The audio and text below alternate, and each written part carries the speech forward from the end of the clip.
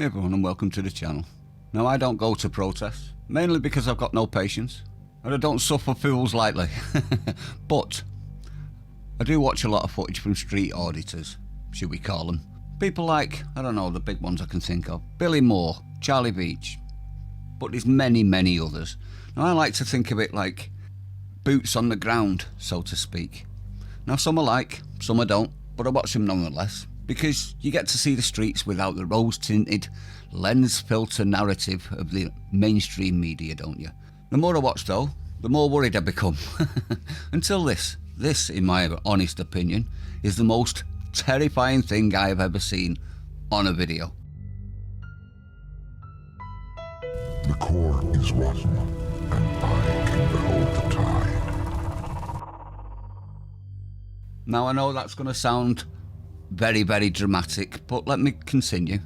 Now, as you're probably aware, the two-tier nation is obvious to all to see, and yet still they deny it.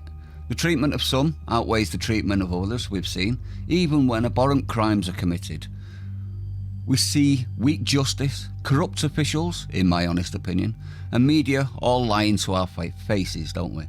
Now, this video was taken in Epping, at a protest at the Bell Hotel again. And this was Welsey Winter's channel. I was watching his footage of the counter-protests from the middle-class, safe areas around the nation as they were busting and walked through Epping to the hotel. Now obviously these are paid for, obviously. They've all got the same signs, so they get handed out. And most likely it's through the unions. That's very disgusting behaviour from the crusty left waffen, I might add, in this video. I'll link to Wesley's video in the video description, folks, so if you want to watch it, please do. And I heard this from this servant of the people. See this guy here? Don't make me laugh. Have a listen to this, everyone.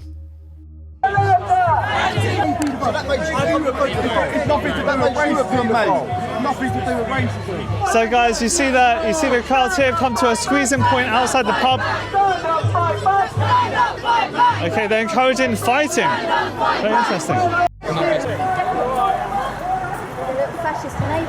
Look at you, you mug, absolute mug. Alex, second line out here. What are you doing, mate? If you see any flashes left or right, you deal. Alex, second line out here. What are you doing, mate? If you see any flashes left or right, you deal. Who's the fascist officer? Didn't you just say if you see any fascists? I heard that. Officer, you said any fascists.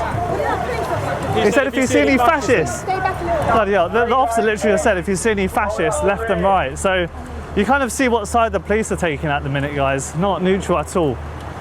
Bought and paid probably by Stand Up to Racism crowd who are funded by the unions, who are supported by the Labour Party. This is why they come out in mass, all fully funded. It's probably why they also got there we go, and that's probably why they're getting a bus journey back home in the last protest. Did you hear that? He was calling street journalists, or auditors, or whatever you want to call them, and locals fascists, and that they should be dealt with. Did you hear that? And the most worrying bit is he's a commander saying this.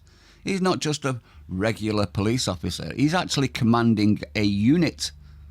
Now the politicised police is the Stasi, the Gestapo, everyone, and he's commanding every one of those police officers around him, and not one batted an eye at calling us essentially Nazis.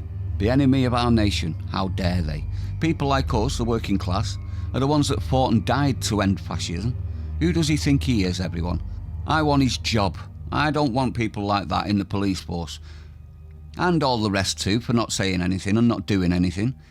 It's not impartial, is it? It's not an impartial force if that's the case. They're not acting without fear or favour with that language. He's a jackboot, and all of them are jackboots, self-proclaimed haters of English people protesting, and let's be honest, this is housing migrants that then prowl our children and commit heinous acts against the vulnerable. Now, do you think they're the only ones using this disgusting language against mothers and fathers of the area? Do you think it's just these individual police officers? I don't either. I think it's systemic. It should be called out. Politicised police acting as judge and jury and wanting to police what you do, where you go, what you say, how to act, and what you should be upset about, all handed down, obviously, from above, to cops like him and them. Reminds me of the words of Winston Churchill. He warned many, many years ago. Now I know, some will say he wasn't a good man. I know he wasn't a good man. He was very, very, very flawed. But he had moments, and this was one. Have a listen to his warning. Socialism is in its essence an attack not only upon British enterprise, but upon the right of an ordinary man or woman to breathe freely without having a harsh, clumsy, tyrannical hand clapped across their mouths and nostrils. But I will go farther.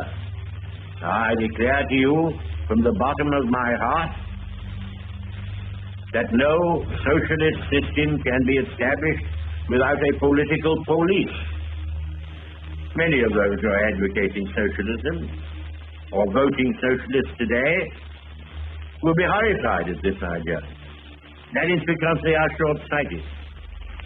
That is because they do not see where their theories are leading us. No socialist government conducting the entire life and industry of the country could afford to allow free, sharp, or violently worded expressions of public discontent.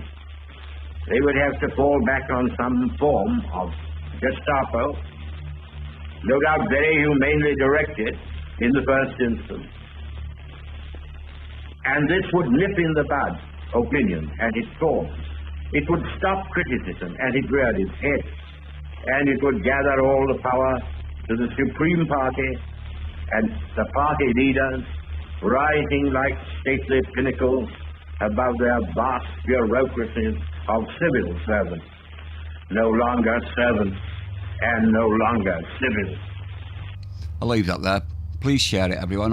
Help open up the nation's eyes. I count on every single one of you, and I thank you for it. Stay sane. I'll see you on the next one.